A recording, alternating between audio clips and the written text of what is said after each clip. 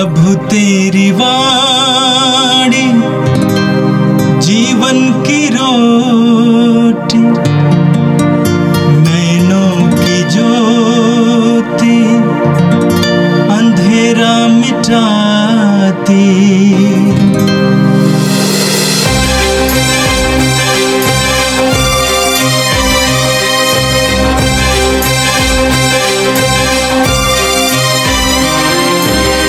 प्रभु तेरी वाणी जीवन की रोटी, नैनों की ज्योति अंधेरा मिटाती। प्रभु तेरी वाणी जीवन की रोटी, नैनों की ज्योति अंधेरा मिटाती। वाणी वाणी वाणी वाणी वाणी पवित्र है, शाश्वत है, जीवन का मन्ना है। 18 जनवरी मंगलवार। पहला पाठ सैमुएल का पहला ग्रंथ अध्याय 16 पद संख्या 1 से 13 तक। सैमुएल ने उसके भाइयों के सामने दाऊद का अभिषेक किया और ईश्वर का आत्मा उस पर छा गया। प्रभु ने सैमुएल से कहा, तुम कब तक उस शाऊल के कारण शोक मनाते रहोगे जिसे मैंने इस्राएल के राजा के रूप में अस्वीकार किया है।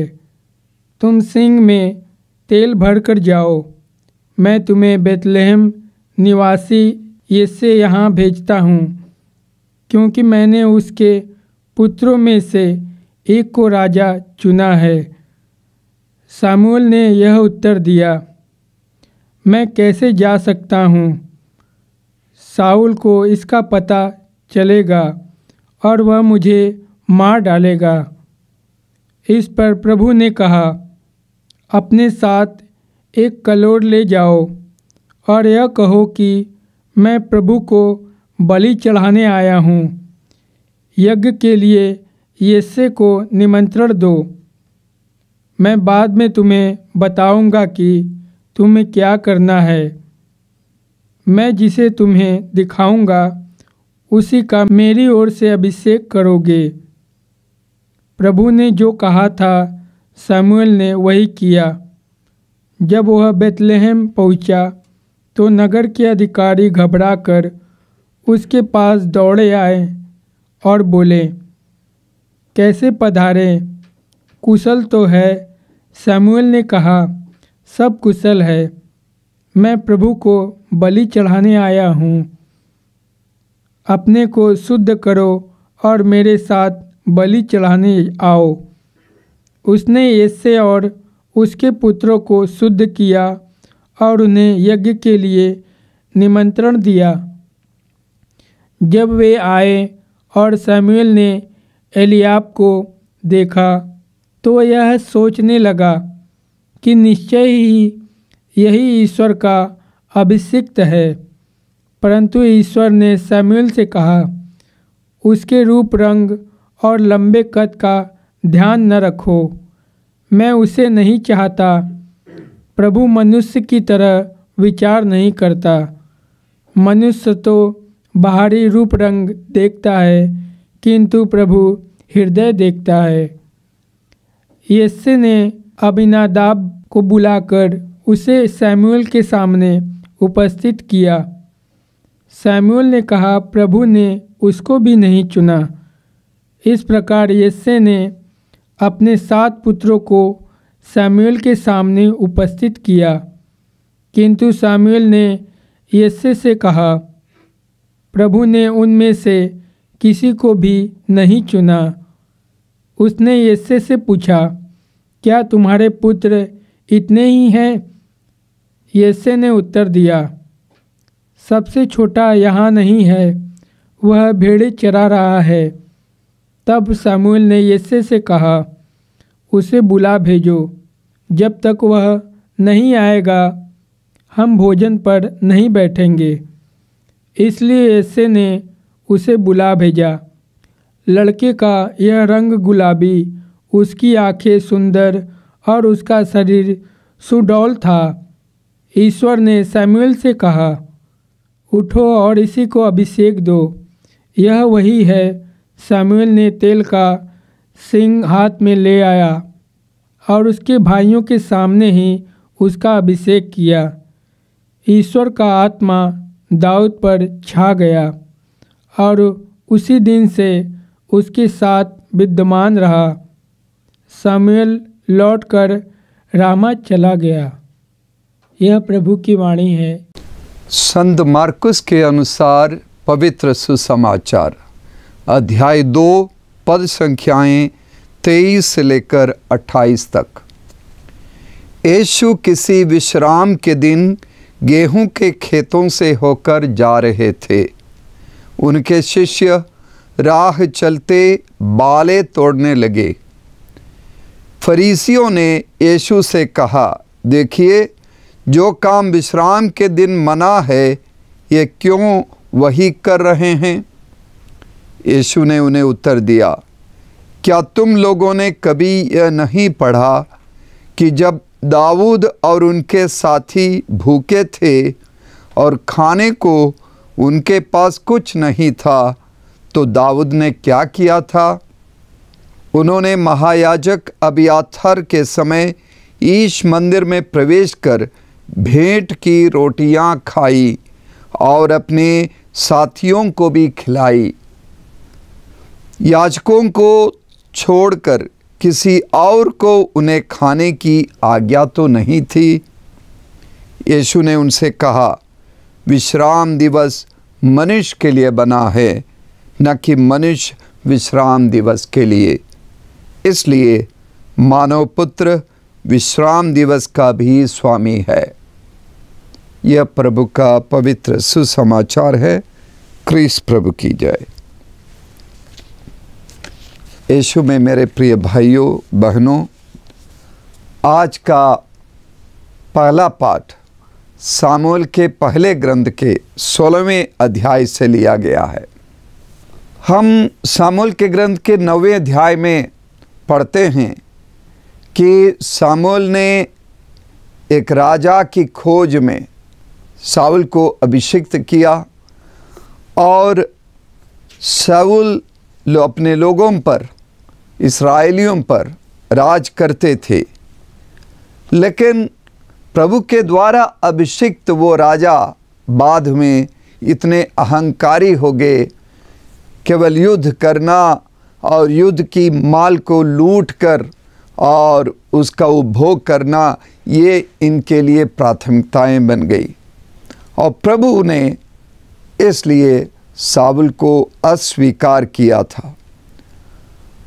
उसके बाद जिस तरह आज के पाठ में हमने सुना, ईश्वर का आदेश शमूएल को मिलता है कि वो निकलकर वो शोक ना मनाएं, राजा के ऊपर नए राजा की खोज करें।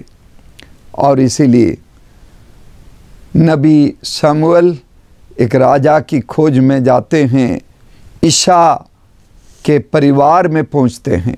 ईशा के कुनबे में उनके 7 पुत्र हैं और उनमें से 6 पुत्रों की जांच शमूएल करते हैं और उनमें से हर एक पुत्र सुड़ौल और शक्तिशाली, सुंदर, आकर्षक व्यक्तित्व के थे। एलियाब, अबीनादाब और शम्मा और उनके अन्य तीनों भाइयों की वो जांच करते। हर एक को देखते हुए शमूएल को लगता है कि यही शायद राजा बनने के लायक हैं, ये अच्छे बनेंगे, अच्छे राजा होंगे। लेकिन प्रभु उनसे कहते हैं कि ये नहीं हैं और कोई है। तो शमूएल नबी उस इशाया से पूछते हैं कि आपके कोई और पुत्र हैं? तो ईशा थोड़ी उदासी के साथ कहते हैं, मेरा एक और छोटा लड़का है, वो छोटे हैं, कद में छोटा है, सुड़ौल तो है और वो भेड़ चराता है। और उस पिता की दृष्टि में अपने छोटे बेटे का कोई महत्व नहीं था, क्योंकि वो भेड़ों को चरा करता था, बांसुरी बजाता था, गीतें लिखा करता था, गीतों की रचना करके उसे गाता था, नाचता था, और इस तरह के व्यक्तित्व के प्रति उसके बाप को भी सम्मान नहीं था। लेकिन जब शामूएल ने कहा कि उसे बुला भेजो, वो आता है और ईश्वर उनसे कहते हैं कि यही मेरे द्वारा चुना गया राजा है, और इसलिए शामूएल उसका अभिषेक करता है। मेरे प्रिय भाइयों बहनों, ईश्वर की खोज, नबी शामूएल की खोज, दाऊद एक अच्छा राजा निकला। उसे गलतियां हुई, उसने पाप भी किए, लेकिन उसने अपने पापों के लिए प्रायश्चित किया, प्रभु से माफ़ी मांगी, प्रभु ने इसे क्षमा किया। वो जीवन के अंत तक अच्छे राजा साबित हुए। और ये दिखाई देता है कि शामूएल अपने 6 भाइयों से बिल्कुल अलग थे। मनुष्य जिस तरह से सोचता है, ईश्वर उस तरीके से नहीं सोचता है। मनुष्य की दृष्टि में जो लायक है, जो योग्य है, वो ईश्वर की दृष्टि में योग्य नहीं होगा। जो मनुष्य की दृष्टि में योग्य नहीं है, वो बाद में चलकर बहुत अच्छे व्यक्ति बन जाते हैं, मनुष्य के लिए उपयोगी और बहुत अच्छे सार्थक प्रशासक और सहयोगी बनते हैं। तो हम अपने जीवन में इस सत्य को कभी ना भूलें कि हमारी इच्छा और ईश्वर की इच्छा में फ़र्क आ सकता है। हम ईश्वर की इच्छा को खोजें और उसको पूरा करने का प्रयास करें। आज का सुसमाचार जो मार्कुस के ग्रंथ से लिया गया है, आज और कल जो पाठ हम सुनेंगे, दोनों में विश्राम दिवस के बारे में हम विस्तार से सुनेंगे। आजकल हम देखते हैं कि बहुत सारी संस्थाओं में, विद्यालयों में, कई घरों पर भी सीसीटीवी लगे हुए हैं, और वहाँ लिखा रहता है कि सावधान, आप कैमरे की निगरानी में है। और क्या ये सीसीटीवी आज के नए ज़माने का एक उपकरण है, लेकिन सुसमाचार को पढ़कर लगता है कि पुराने ज़माने में भी, यीशु के ज़माने में एक तरह का सीसीटीवी था। फरीसी और शास्त्री सीसीटीवी का कार्य करते, निगरानी रखते हैं यीशु पर, उनके शिष्यों पर, कि यीशु विश्राम दिवस के नियमों को तोड़ते हैं या नहीं। इसकी निगरानी शास्त्रियों के द्वारा की जाती है, इसीलिए वे सवाल भी उठाते। जबकि हम देखते हैं कि यीशु और उनके साथी शिष्य खेतों से होकर जा रहे, शिष्यों ने गेहूं के बालों को तोड़ दिया और खाने लगे। यही अपराध है जिसके प्रति फरीसी और शास्त्री उंगली उठाते हैं। जबकि हम पढ़ते हैं विधि विवरण ग्रंथ के 23वें अध्याय के 26वें पद पर, 26वें पद पर, यदि तुम अपने पड़ोसी के अनाज के खेत से होकर निकलो तो हाथ से बालों को तोड़कर खा सकते हो, किंतु अपने पड़ोसी के खड़े खेत में हंसिया नहीं चला सकते।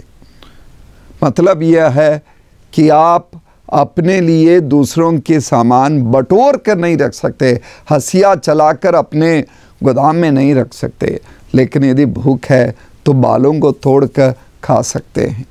ये नियम बाइबल की शिक्षा है। लेकिन दुख की बात है कि फरीसियों के बीच में, इस्राएलियों के बीच में बाइबल ही नहीं, उन्होंने अपनी परंपरा के लिए तालमुद नाम की एक किताब की रचना की, जिसमें ऐसे बहुत सारे नियम लिखे गए हैं। केवल विश्राम दिवस के बारे में 24 नियम कानून बनाए गए हैं। उसमें पूरी के पूरी विश्राम दिवस की मनाही, पाबंदियां लिखी हुई है। उदाहरण के लिए, यदि आप हवा में कोई सामान उछाल दे अपने दाहिने हाथ से, तो आप दाहिने हाथ से पकड़ सकते हैं, लेकिन दाहिने बाएं हाथ से पकड़ ले तो वो पाप माना जाएगा। दर्जी विश्राम दिवस के दिन सुई नहीं ले जा सकता। जो छात्र हैं वो अपनी किताबें या कापियाँ नहीं ले जा सकता, और लेखक हैं तो वो कलम नहीं ले जा सकता। कोई वस्तु बेची नहीं जा सकती, कोई वस्तु खरीदी नहीं जा सकती, कपड़ा नहीं धो सकते, बर्तन नहीं मान सकते, ये पाप माने जाएंगे। ठंडे पानी में गर्म पानी मिलाया जा सकता, लेकिन गर्म पानी के ऊपर ठंडा पानी नहीं डाला जा सकता। जलती हुई मोमबत्ती को बुता नहीं सकते, और मोमबत्ती पहले से जली नहीं है, नई मोमबत्ती को जला नहीं सकते विश्राम दिवस के दिन। महिलाएं शीशे में, आईने में अपने को निहार नहीं सकते, क्योंकि महिलाएं अपने चेहरा देखें, बालों में कोई एक सफ़ेद बाल दिखाई देता, उसे तोड़ने का प्रयास करेंगे, जो पाप माना जाएगा। जेवर नहीं पहन सकती महिलाएं, क्योंकि उसका भार जो है सूखी लकड़ी से ज़्यादा भारी होगा, इसीलिए वो उस पर मनाही है। कितने क्रूर, निरर्थक और कट्टरपंथी कट्टर नियम कानून लोगों पर थोपा गया। 24 अध्यायों में यही सारी बातें हैं।